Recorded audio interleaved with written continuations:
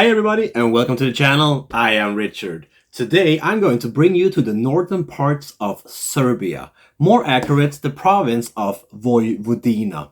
In this game you are portraying as a farmer trying to harvest your grain and sell it to the market. The farmer that gets the most money in the end of the game is the winner. This is a game where you are going to place your tiles, you're going to expand your empire as a farmer. This is a 2 to 4 player game, around 30 to 60 minutes. I'm going to show you an overview of this game, I'm going to show you some of the rules and go through the gameplay itself. So let's just take a look at it.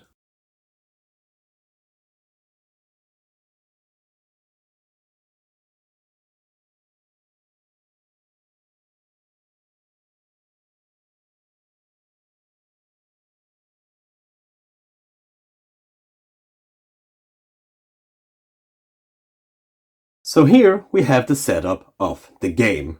Each player should get one piece of the map each. They should all pick their own fields that they would like to play as. Then they also get a color just to remember which field belongs to which player. We have some coins out here in the side. This up here is the common pile for the fields. This down here, I will show you what these means later. Each player will get one overview card just to remember what points they can take. And the first player gets the first player token, which is me. Now it's time for us to share out the towns cards. These cards will give you extra money in the end of the game. And these are really the goals that you are trying to achieve. But I'm going to show you that later. For now, we are going to give out 6 cards to each player.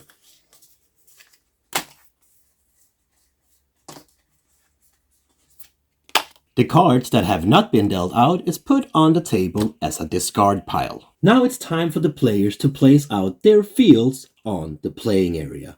The first player places their field first, then it's the second player's turn, and now they should connect their tile by at least 2 points to the last placed field. So, for example, like this. Now it's the third player's turn, and this one as well needs to place their field with at least 2 points to the last placed field. So, like this for example. We are ready to start to play. Now I am the first player as usual, so I get to go first. And each round is divided into 6 different turns. The first turn you can choose to play your cards. And you can choose to either take one town card and place it face down in the discard pile and then take one of your farmer tiles from the market. Or you can choose to take one of the cards and place it face down in front of you. This will grant you access to actually place your field somewhere in the playing area. I think I'm gonna place it right there. The third player also wants to place their field on the playing area, but there are some rules when you place your fields.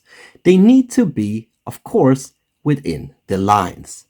Also, they cannot overlap another player's field, and they cannot stick out from the playing areas. So they need to be inside the squares, and they are not allowed to be outside any lines. If a player for some reason does not want to place a field on the playing area or can't place a field on the playing area, they are obligated to take one card from their hand, place it in the discard pile and pick up one of their tiles and again put it in front of them. After these steps are played out and all players are done with their turn, each player should take the remaining cards that they have on their hand and give them to the player on their left. Now, if you are the first player, you should also give the player your player 1 token. This is the way the game goes on until you have no more cards to give to the player on your left. Once you have placed all your field tiles and played all the cards, we move into the second phase. This is the harvest and supply town phase. Now it's time for us to figure out what we have actually accomplished, and it's time for us to see how many grains we can get. You get 1 grain for each field you have placed in the playing area. meaning that this player will get 1, 2, and 3 grains. But you also get a bonus if you manage to connect 3 or more tiles together. If you manage to connect 3 tiles, you get a bonus of 2 grains. If you manage to connect 4 tiles, you get a bonus of 3 extra grains. Meaning that this player here would get 1, 2, 3 grains plus 2 for connecting the 3 fields. Once we have figured out how much grain that we can actually get from our fields, it's time to take a look at the town cards that we have saved in front of us. Remember that some of the cards we placed in front of us, saving them, and other cards we placed in the discard piles. And if we take a look at these cards, we can see that there are different types of name of the town, but there's also different kinds of regions.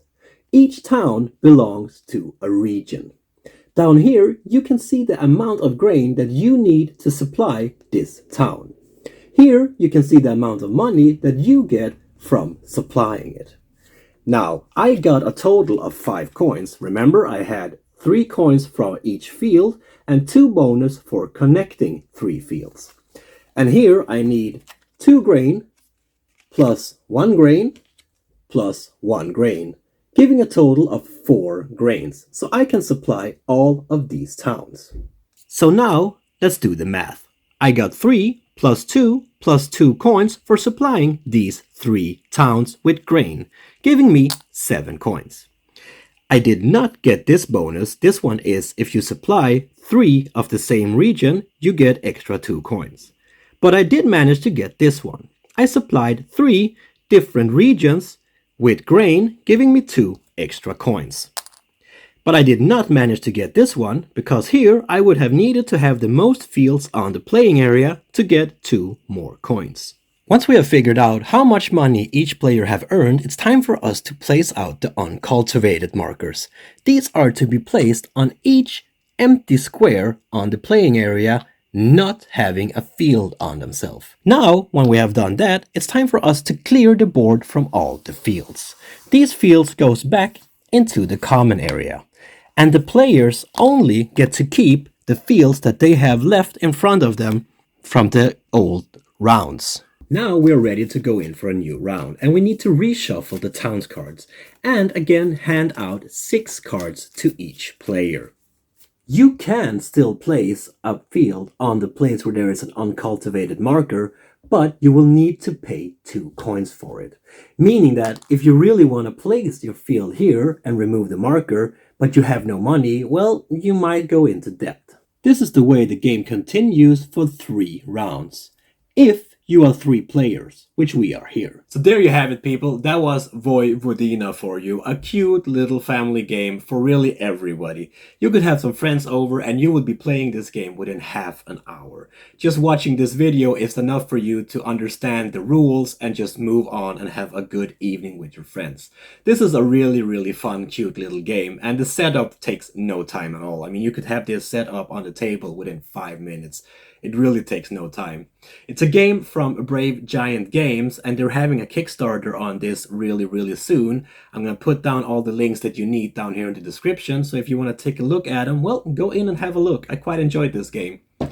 So there you have it, people. That was this video. If you enjoyed this video, please give me a thumbs up. It really means a lot for me. Throw in a comment there what you thought about the video or what you thought about the game. Are you going to back this? Are you going to check it out? Well, tell me. I want to know. And if you like this channel, please support it by just push on the subscribe button.